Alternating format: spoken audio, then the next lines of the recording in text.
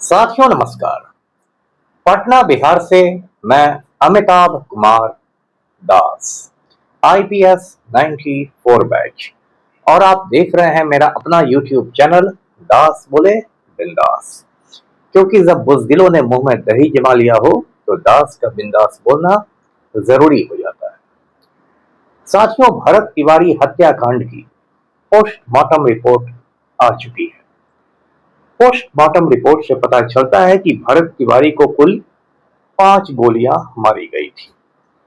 और ये बात मैं फिर दोहराता हूं कि भरत तिवारी की हत्या बिहार के मुख्यमंत्री सम्राट चौधरी के आदेश पर की गई।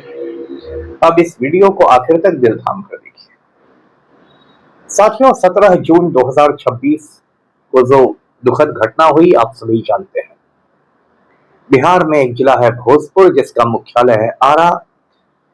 भोजपुर जिला में एक ब्लॉक है शाहपुर, और शाहपुर में गांव है बिलौटी। उसी गांव का रहने वाला था ये भरत भूषण तिवारी। 28 बरस का लड़का था, पढ़ा लिखा लड़का था, गरीबों के लिए संघर्ष करता था, बाढ़ पीड़ितों के लिए जिनका सब कुछ सैलाब में बर्बाद हो गया था उनके लिए जंग लड़ता था, और थोड़ा गर्म मिजाज का भी था। तो 17 जून को इसने वहां लोकल जो पुलिस वाले थे उन पर पिस्तौल तान दी।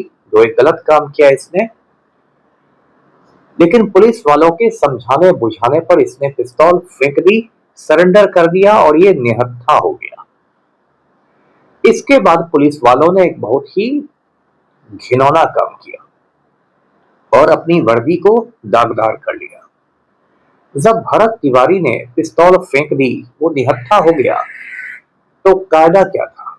कायदा ये था कि पुलिस वाले उसको हिरासत में लेते, उस पर आर्म्स एक्ट का केस दर्ज करते थाना में पिस्टल रखने का, उसको कोर्ट में पेश करते, कोर्ट उसको जेल में भेज देता, जेल के डॉक्टर उसकी जांच करते। अगर पाया जाता कि इसको कोई मानसिक बीमारी है, जहनी मर्ज है, तो उसका इलाज होता। किसी भी सभ्य समाज में, सिविलाइज्ड सोसाइटी में इसी तरह से पुलिस को काम करना चाहिए।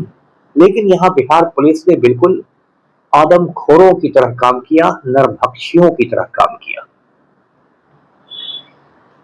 और उसके बाद उसको 3 गोलियां मार दी गई जब वो निहत्था हो चुका था। लेकिन 3 गोलियां मारने के बाद भी भरत तिवारी होश में था। उसने यहां तक कहा, जैसा कि चश्मदीद लोग बताते हैं, कि मेरे साथ धोखा हो गया, और फिर उसको एम्बुलेंस में ले जाया गया। और 3 गोलियों के बाद भी जब भरत तिवारी होश में था, तब पुलिस वालों को लगा कि इसका तो खून करना है, ऊपर से आदेश है, तो उन लोगों ने 2 गोलियां और ठोक दी। टोटल 5 गोलियां भरत तिवारी को लगी। जब उसको एम्बुलेंस से आरा सदर हॉस्पिटल पहुंचाया गया तो डॉक्टरों ने कहा कि ये तो हमारे बस की बात है नहीं, बहुत क्रिटिकल है, इसको पटना ले जाइए पीएमसीएच। पीएमसीएच में आने पर भरत तिवारी ने दम तोड़ दिया। ऐसे मुझे तो लगता है उसने रास्ते में ही दम तोड़ दिया होगा, लेकिन पीएमसीएच तक को पहुंचाने का काम पुलिस ने कर दिया खानापुरी के तौर पर। अब शुरू में तो पुलिस वालों ने सोचा था कि हमारी बड़ी वाहवाही होगी, हमें सिंघम कहा जाएगा, हम एनकाउंटर स्पेशलिस्ट बताए जाएंगे, सुपर कॉप बन जाएंगे, हमें वीरता का पदक मिल जाएगा, गैलेंट्री मेडल मिल जाएगा, हमारा प्रमोशन हो जाएगा, हम सीधे दारोगा से डीएसपी बन जाएंगे। लेकिन ये दांव उल्टा पड़ गया और पूरे हिंदुस्तान में, सिर्फ बिहार में ही नहीं पूरे हिंदुस्तान में इस पर बवाल मच गया। बवाल मचने की एक वजह ये भी थी कि भरत तिवारी जो था वो ब्राह्मण था। हिंदुस्तान में अभी ऐसा माहौल है कि यदि किसी बेगुनाह मुसलमान को पुलिस मार देती तो हो सकता है लोग जय श्री राम करने लगते और पुलिस की जय जयकार हो जाती कि बहुत बढ़िया काम किया। लेकिन ब्राह्मण मारा गया तो कुछ अलग प्रतिक्रिया आई, खास के जो अगड़ी जाति के हिंदू होते हैं, सवर्ण हिंदू जिनको कहते हैं, अपर कास्ट हिंदुओं में काफी रिएक्शन देखा गया। और बीजेपी को भी टेंशन हो गया, भाजपा आला कमान को, कि अरे ये तो भरत तिवारी की वजह से हमारा ब्राह्मण वोट बैंक नाराज हो जाएगा। और आप जानते हैं 10 महीने बाद उत्तर प्रदेश में, जो कि बिहार का पड़ोसी राज्य है, बिहार से सटा हुआ स्टेट है, उत्तर प्रदेश में चुनाव होने वाले हैं, जहां बीजेपी की हालत कोई बहुत अच्छी नहीं है, क्योंकि वहां राम भक्तों ने राम मंदिर में 1000 करोड़ की लूट मचा दी है। तो बीजेपी आला कमान काफी घबराया। उसके बाद सम्राट चौधरी को फटकार लगी। सम्राट चौधरी ने 2 काम किए। पहला काम तो ये किया कि एक न्यायिक जांच आयोग बनाया गया, जुडिशियल कमीशन जिसको कहते हैं। पटना हाईकोर्ट के एक रिटायर्ड जस्टिस हैं विनोद सिन्हा, उनको बनाया गया कि आप न्यायिक जांच करके जुडिशियल इंक्वायरी करके रिपोर्ट दीजिए 6 महीने में। और दूसरा काम ये किया गया कि शाहपुर थाने में ही, जहां ये वारदात हुआ था, वहां पर एक एफआईआर किया गया, प्राथमिकी दर्ज की गई, हत्या का मामला दर्ज किया गया 103 बीएनएस में, जिसमें जगदीशपुर के जो उस समय एसडीपीओ थे राजेश शर्मा, और जो शाहपुर के उस समय एसएचओ थे, थाना प्रभारी थे राजेश मालाकार, इन दोनों राजेशों पर हत्या का मुकदमा दर्ज किया गया। तो सारा मामला यहीं पर है। उसके बाद पोस्टमार्टम रिपोर्ट जब आई तो उसमें 5 गोलियां निकली। पोस्टमार्टम रिपोर्ट में कहा गया है कि जो 4 गोलियां लगी थी भरत तिवारी को, वो उसके बदन के आर पार चली गई थी। मतलब यहां से गोली लगी तो वो फिर पीछे से निकल गई। तो जब गोली आर पार होती है तो उसमें 2 तरह के घाव बनते हैं। जो घुसने वाला घाव होता है उसको एंट्री वुंड कहते हैं, जो निकलने वाला घाव होता है उसको एग्जिट वुंड कहते हैं। तो 5 में 4 गोलियां तो आर पार निकल गई, यानी एंट्री वुंड भी बन गया, एग्जिट वुंड भी बन गया। एक गोली जो थी वो फंसी रह गई, बदन के अंदर फंसी रह गई, और पोस्टमार्टम के समय उसको डॉक्टरों ने बाहर निकाला। अब देखिए, इस पर तो पूरी राजनीति शुरू हो गई है, सियासत गर्म है। बिहार का सियासत तो बहुत ज्यादा गर्म हो गया है, क्योंकि इसको जातीय रंग दिया जा रहा है, कुछ अगड़ा बनाम पिछड़ा की बात हो गई है। लेकिन मैं फिर वही बात दोहराता हूं जो मैं न्यायिक आयोग को भी कहने जा रहा हूं, कि ये जो पूरी हत्या हुई भरत तिवारी की, इसका सूत्रधार, यानी इसका किंग पिन, इस साजिश को बनाने वाला, षड्यंत्र को रचने वाला आदमी है बिहार का जो मैट्रिक फेल मुख्यमंत्री है, सम्राट चौधरी। अब साथियों, आप पूछेंगे कि सम्राट चौधरी ने भरत तिवारी को क्यों मरवाया। तो साथियों, जब से 15 अप्रैल को ये मैट्रिक फेल मुख्यमंत्री बना है बिहार का वजीर आला, तब से सम्राट चौधरी के चमचों ने उसको काफी चढ़ा दिया है, चने के झाड़ पर चढ़ा दिया है।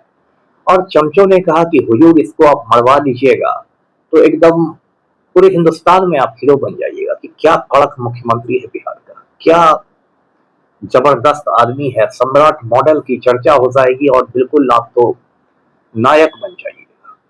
और सम्राट चौधरी है तो अनपढ़ जाहिल आदमी, गांधी जी का पूरा नाम नहीं इसको मालूम, गांधी जी का नाम कहता है मोहन चंद करमकांड गांधी, इतना बड़ा जाहिल आदमी। सम्राट चौधरी ने क्या किया कि पटना से एसटीएफ के कमांडो भेज दिए भोजपुर। एसटीएफ यानी मैं पहले बता चुका हूं, स्पेशल टास्क फोर्स। एसटीएफ के कमांडो तभी भेजे जाते हैं किसी जिले में, किसी डिस्ट्रिक्ट में, जब किसी बहुत खूंखार क्रिमिनल को, किसी बहुत दुर्दांत अपराधी को पकड़ना पड़ता है। ये भरत तिवारी खूंखार अपराधी क्या, एक साधारण अपराधी भी नहीं था, और इसका ऐसा कोई आपराधिक इतिहास भी नहीं था लंबा चौड़ा। ये तो एक पढ़ा लिखा लड़का था, सोशल वर्कर था, गाँव में आके इसने पिस्तौल दिखा दी थी, लेकिन ऐसे ही ये पेशे से क्रिमिनल नहीं था। तो कमांडो भेजने की क्या जरूरत थी। एसटीएफ के कमांडो ने भी इसको गोली मारी है। इतना ही नहीं, जब 3 गोलियां खाने के बाद ये भरत तिवारी बच गया, उसके बाद भी होश में रहा, और ये बात सम्राट चौधरी को बताई गई, पुलिस मुख्यालय ने बताई, भोजपुर एसपी ने बताई, तो फिर सम्राट चौधरी ने कहा कि नहीं, इसको खत्म करना है। तो 2 गोलियां एम्बुलेंस के अंदर मारी गई। बताइए कितने शर्म की बात है।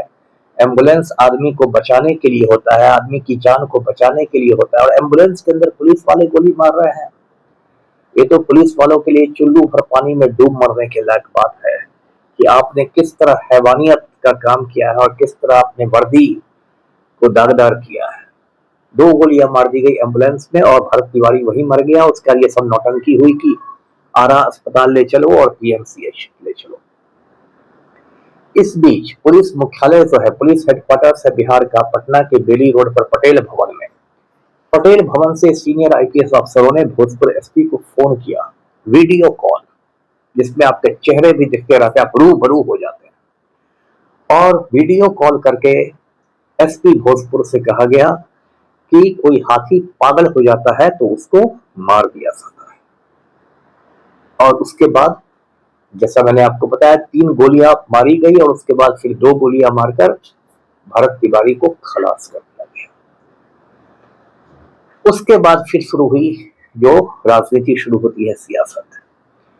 एक बीजेपी का नेता है नागमणि कुशवाहा, उसके पूज्य पिता थे जगदेव प्रसाद, उनको भी पुलिस ने ही मार डाला था।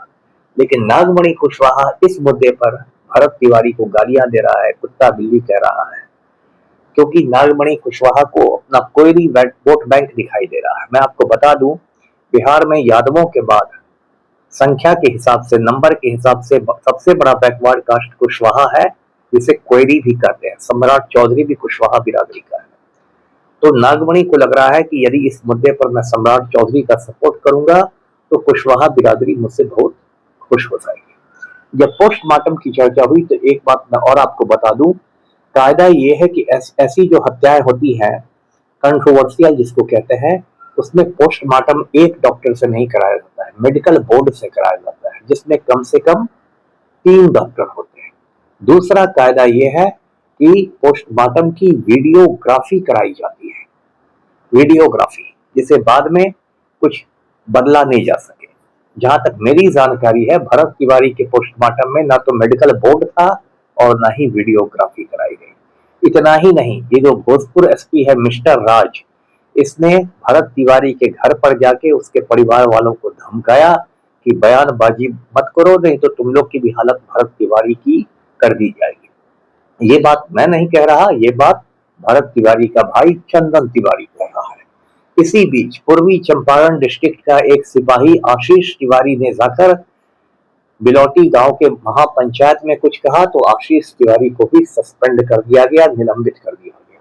मतलब पूरा जो सिस्टम है वो भरत तिवारी के हत्यारों को, भरत तिवारी के खूनियों को बचाने के लिए लगा हुआ है। लेकिन फिर मैं अपनी बात दोहराता हूं कि मैं सम्राट चौधरी को भरत तिवारी हत्याकांड में बेऊर जेल की हवा खिलाकर रहूंगा। वीडियो को लाइक कीजिए, शेयर कीजिए, चैनल को सब्सक्राइब कीजिए। धन्यवाद। जय हिंद।